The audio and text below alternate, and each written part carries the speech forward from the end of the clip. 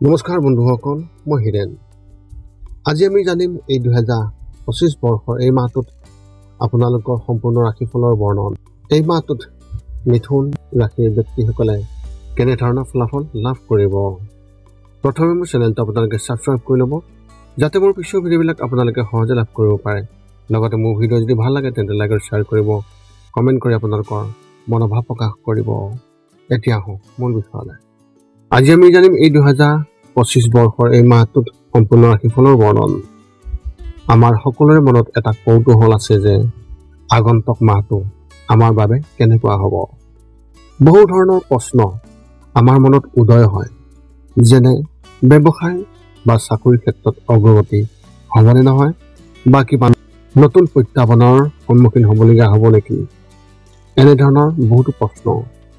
সেয়েহে আপোনালোকক এই ভিডিঅ'টোৰ জৰিয়তে ৰাশি আৰু ৰাশিফলৰ ওপৰত ভিত্তি কৰি ৰাশিফলৰ ওপৰত বিভিন্ন গ্ৰহ আৰু নক্ষত্ৰমণ্ডলৰ প্ৰভাৱ আৰু গতিবিধিৰ বিষয়ে অধ্যয়ন কৰিছোঁ।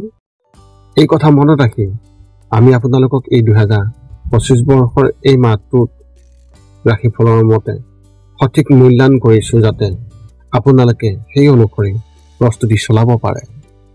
আপোনালোকে এই ভিডিঅ'ত আপোনালোকৰ পৰিয়াল, আৰ্থিক, কেৰিয়াৰ, শিক্ষা, প্ৰেম আৰু স্বাস্থ্যৰ লগতে আৰু বিভিন্ন তথ্য আপোনালোকে এই ভিডিঅ'ত লাভ কৰিব।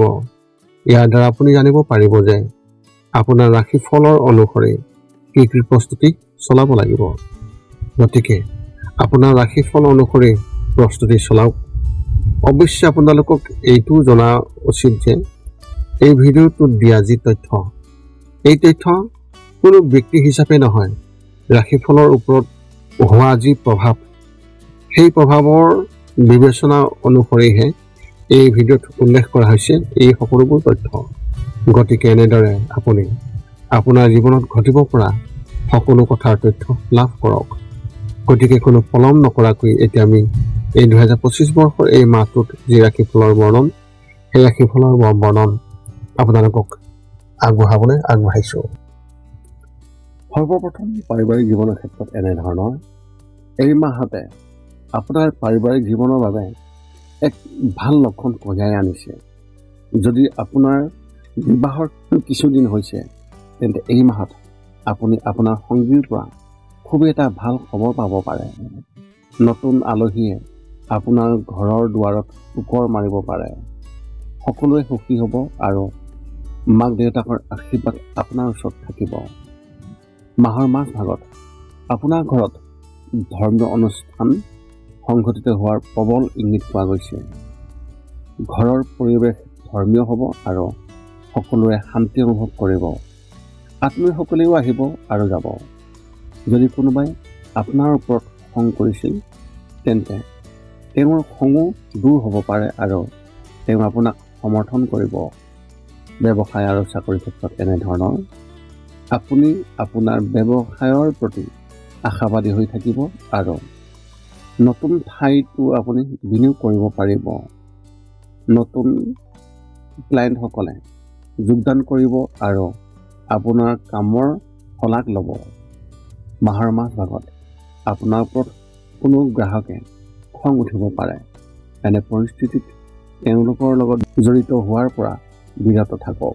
গ্ৰাহকৰ ভিত্তিত লাভ হ'ব আৰু আপোনাৰ আয়ু বৃদ্ধি পাব। যদি আপুনি কিছুদিনৰ পৰা কাম কৰি আছে, তেন্তে এই মাহত আপোনাৰ কামৰ সন্দৰ্ভত উৎসাহ পাব আৰু আপোনাৰ পদোন্নতি পোৱাৰো সম্ভাৱনা দেখিবলৈ পোৱা গৈছে অতি প্ৰবলভাৱে।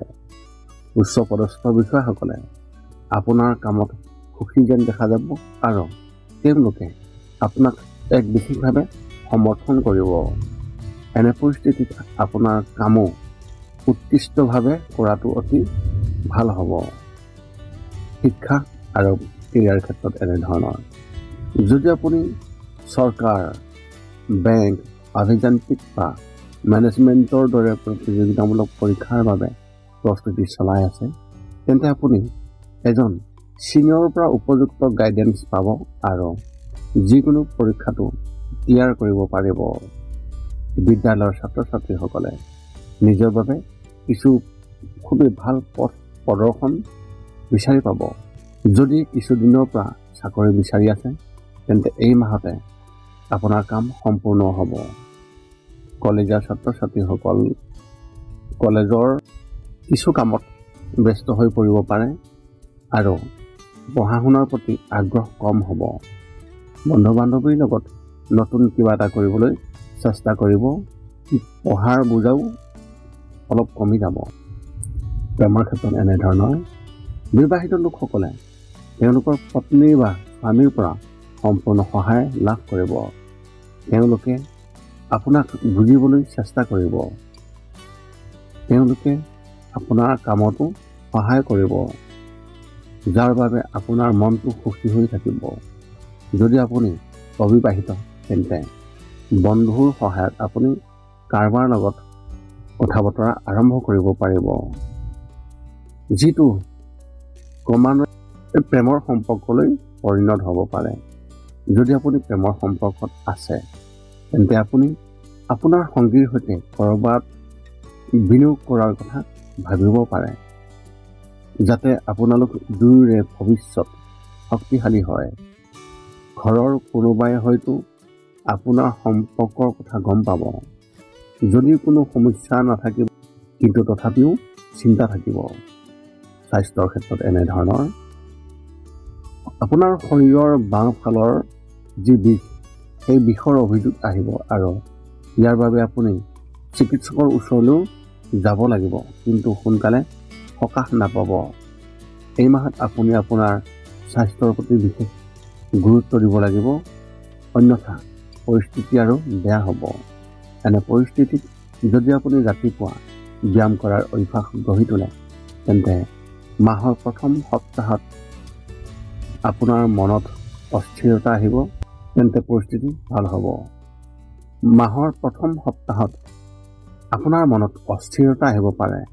ইয়াৰ বাবে বমি বা অনিদ্ৰাৰ সমস্যা হ'ব পাৰে। ৰাতিপুৱা শুই উঠাৰ আগে আগে আপুনি ধ্যান কৰাৰ অভ্যাস গঢ়ি তোলক।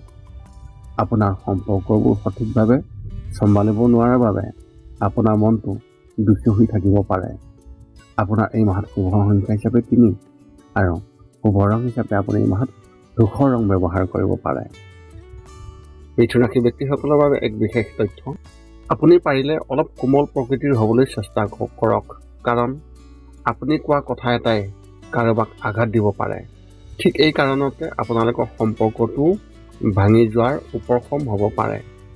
যদিও আপুনি তেওঁলোকক আঘাত দিব নিবিচাৰে, তথাপিও তেওঁলোকে হয়তো নিজৰ হৃদয়ত ল'ব পাৰে, আনকি এইটো আপোনালোকৰ অজানিতেও হৈ যাব পাৰে।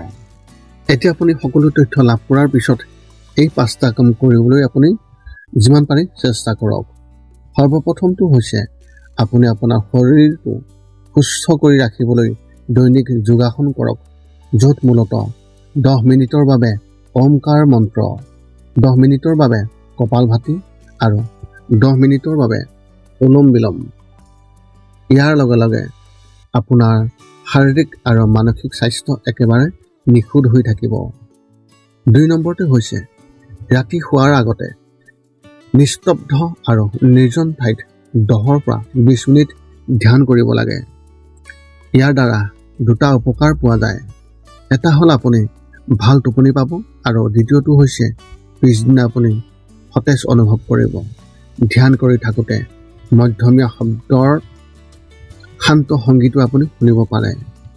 3 নম্বৰতে হৈছে প্ৰতি মংগলবাৰে পুৱা নিশ্চয় হনুমান চালিচা পাঠ কৰক আৰু হনুমান মন্দিৰ দৰ্শন কৰক, নতুবা আপুনি বিষ্ণু মন্দিৰ দৰ্শন কৰক। ইয়াৰ দ্বাৰা আপোনাৰ আৰু আপোনাৰ পৰিয়ালৰ যিকোনো সদস্যৰ সংকট দূৰ হ'ব আৰু সদায় সুখ আৰু শান্তি থাকিব। 4 নম্বৰটো হৈছে ঘৰৰ বাহিৰত গৰু আৰু কুকুৰক প্ৰতিদিনে আপুনি পাৰিলে খাদ্য খুৱাব লাগে। খাদ্য খোৱা আৰু যদি পাৰে চৰাই চিৰিকটি আদিকো খাদ্য আৰু পানীৰ যোগান ধৰক। এই পৃথিৱীখন যিমান আমাৰ সিমানেই সিহঁতৰো। নিতৌ ইহঁতক খুৱাই আমি তেওঁলোকৰ পৰা এক আশীৰ্বাদ লাভ কৰিব পাৰোঁ। আৰু আমাৰ ওপৰত থকা গ্ৰহবোৰৰ কুপ্ৰভাৱ দূৰ হ'ব।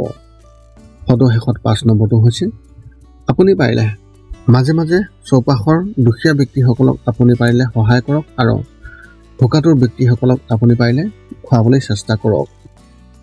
এই আছিল এই 2025 বৰ্ষৰ মাৰ্চ মাহটোত মিথুন ৰাশি ব্যক্তিসকলে কেনেধৰণে ফলাফল লাভ কৰিব তাৰে সম্পূৰ্ণ তথ্য। আশা কৰোঁ আপোনালোকে এই ভিডিঅ'টোত যথেষ্টখিনি তথ্য লাভ কৰিলে। আৰু আপোনাৰ মনত যদি এতিয়াও জ্যোতিষ সম্বন্ধীয় কিবা প্ৰশ্ন আছে তেন্তে আপুনি আমাক এই ভিডিঅ'ৰ তলত কমেণ্টত আপোনালোকৰ প্ৰশ্ন আমাক অৱগত কৰক আৰু আমি আপোনালোকৰ প্ৰশ্নৰ উত্তৰ সকলো সময়তে দিবলৈ আমি সকলো সময়তে সাজু থাকোঁ, যাতে আপোনালোকৰ সুবিধা হয়। আৰু যদি মোৰ ভিডিঅ'টো ভাল লাগিল তেন্তে লাইক, শ্বেয়াৰ, কমেণ্ট কৰিব, লগতে চেনেলটো ছাবস্ক্ৰাইব কৰি দিব। পুনৰ লগ পাম অন্য এটা ভিডিঅ'ত। আজিলৈ ধন্যবাদ।